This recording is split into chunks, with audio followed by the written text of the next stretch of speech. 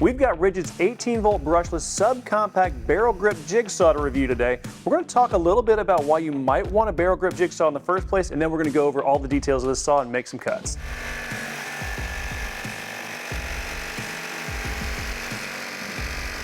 Before we jump into the details of this jigsaw, let's talk a little bit about why you might want to buy a barrel grip jigsaw instead of a D-handle. So before we jump into all that, I do have a D-handle with me, and it's also from Ridgid, so you can see here's the difference between them side by side.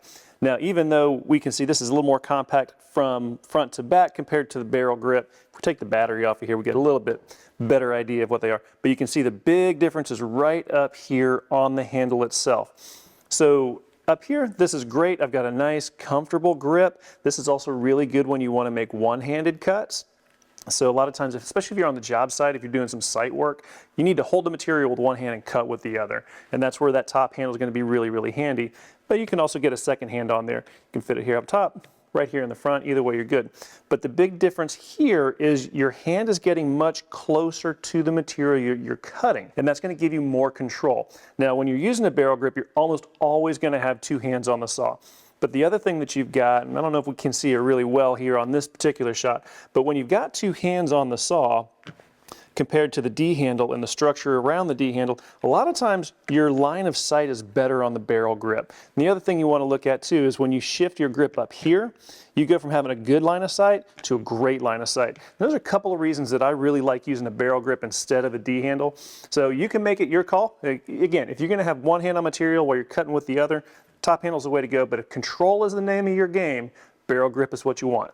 All right, so let's dive into the details on this particular saw. Now, compared to the D handle I just showed you, this is a little bit slower. It's got a 3,200 stroke per minute rate, but that's actually really fast. Most of the time, we're looking for at least 3,000. So the other Ridgid one was at 3,450. This is at 3,200. It's no slouch, but it is a little bit slower.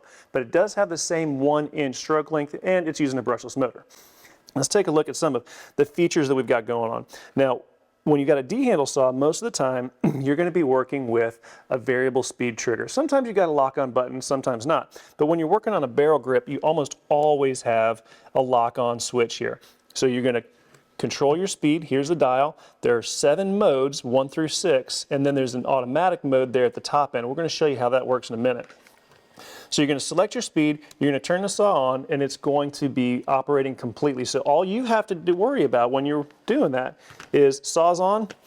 All you got to worry about is control, following your cut line. You're not worried about what's going on with your finger, whether or not it's getting fatigued on those longer cuts and longer days, things like that. The other thing is we still have this 3+1 orbital control, all right? So the way this is oriented, you're going to be no orbital action, so that's straight up and down motion.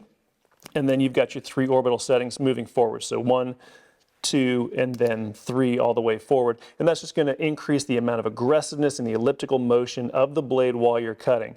So in general, if you're looking for those fine finish cuts or you're working with metal or PVC, you don't want any orbital action.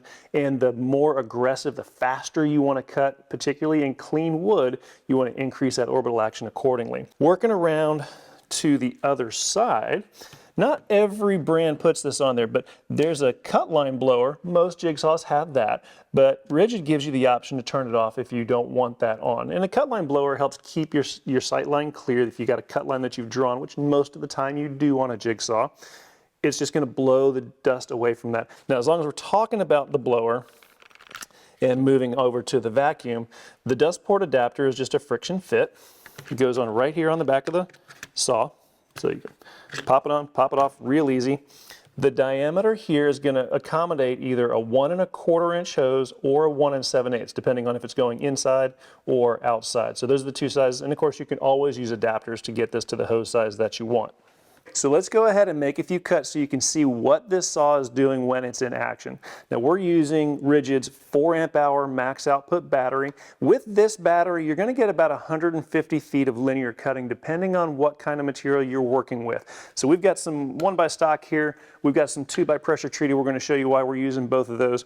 And what we're going to do is we're going to make this curved cut right here. Okay, and that's what jigsaws are really, really good at in the first place. It's not so much about the straight cuts, although we're going to show you an application where they are good for that. But a lot of times you're talking about making curved cuts in material. You're getting ready for woodworking projects, other things like this. Just got a nice little curve there that we're going to work with. And at the same time, we're going to show you some of the different settings on this. And the first thing I want to do is let's go ahead and take a look at what this automatic mode does. Okay, so I'm going to leave it in automatic and take a look at how this goes. Now I'm also, because I'm working on some smaller stock, I'm looking for a little bit better finish. I'm going to go ahead and just leave the orbital action off. I'm not worried about a fast cut. I'm worried about an accurate cut. All right, so let's go ahead and turn this on.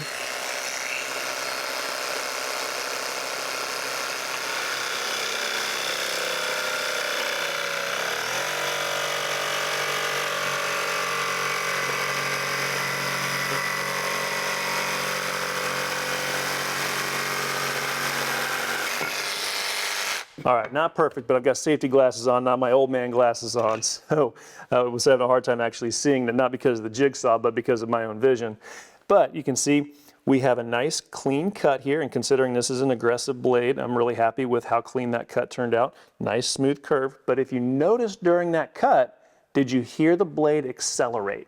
That's what that automatic mode is doing. It's giving you a control at the beginning, and as you get into the cut, it's increasing the speed up to the maximum so that you get a nice control. And like I said, this is a nice smooth curve. That's the kind of results we're looking for from a jigsaw. All right, so that's one application. We're going to take a look at an application where we're going to be cutting through 2x. In this case, it's a 2x4, it's pressure treated. What we're doing is mocking up what you might look for when you're cutting stair treads. Now, obviously you wouldn't do that in a 2x4, but that's all that I could fit in my jaws here. So we're going to use that for our example. And we're also going to take a look at the speed of this saw. So let's swing this in. Now for this one, we're going to go ahead and let's flip this down into mode 5.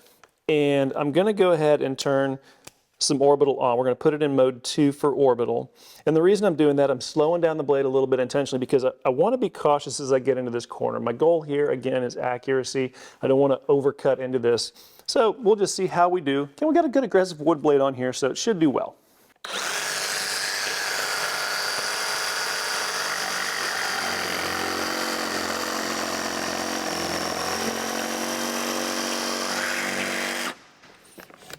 We're going to try to do a little bit better with that. Again, I don't have my old man glasses on. I'm having a hard time seeing that. So let's see if we can clean that up just a little bit.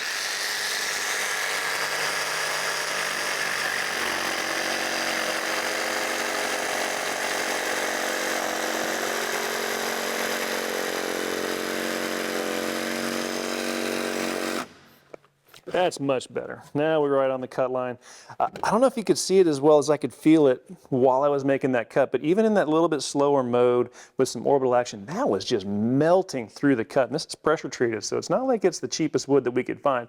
So I do like that. Again, not as fast as the D handle for Ridgid, but still really fast cutting. Let's go ahead and see if we can complete this cut with some kind of accuracy. Otherwise, I'm going to need some safety glasses plus old man glasses. Let me know in the comments if they actually sell those.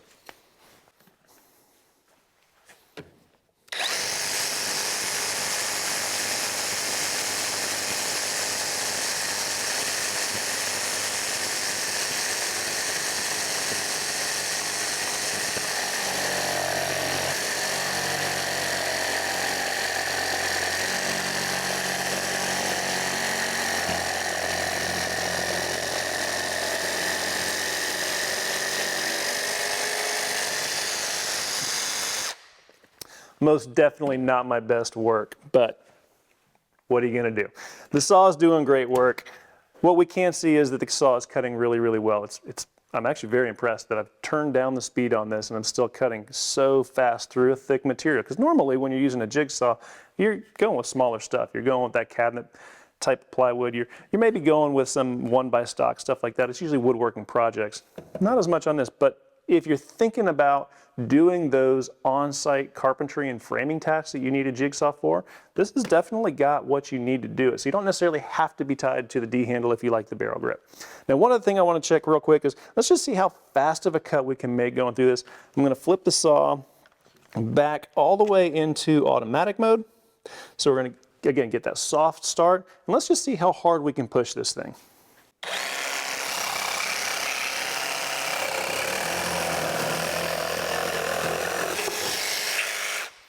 Okay, that's pretty good. I didn't feel like I was bogging down the motor. Let's go ahead and click it all the way up into its full orbital mode, see if we can get even faster.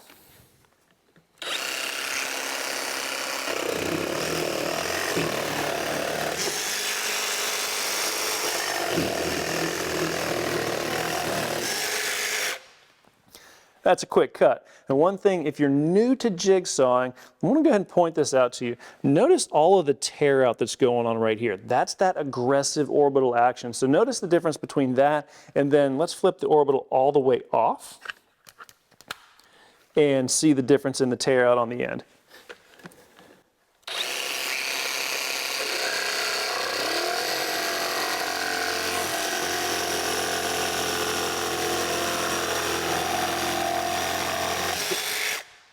No doubt that's a slower cut than we made with the orbital action, but look how much cleaner that finish is on there. So again, if you're new to jigsawing, it's really helpful to take some scrap material that you might have laying around, make some practice cuts, and see how the saw reacts under different conditions so that you know when you're working on something really important, exactly which settings to use.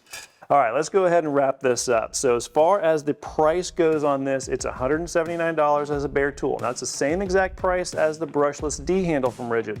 Now that's, again, bare tool. We recommend going with the 4 amp hour battery. If you're not already on Ridgid system, take a look for some deals. Those drill and impact driver combo kits, those are usually a great way to get into the system with a high value. You can add your jigsaw to that, or of course they've got cordless routers and a ton of other tools that you might need for your woodworking and framing needs. So you can find that at Home Depot. As a Ridgid tool, it comes with the lifetime service agreement. Just make sure you register it within 90 days. Now, if you have any comments or questions or feedback for us, please leave those in the comments below. Austin's going to help you get those answers that you need as quickly as we can get them to you. And as always, thanks for watching.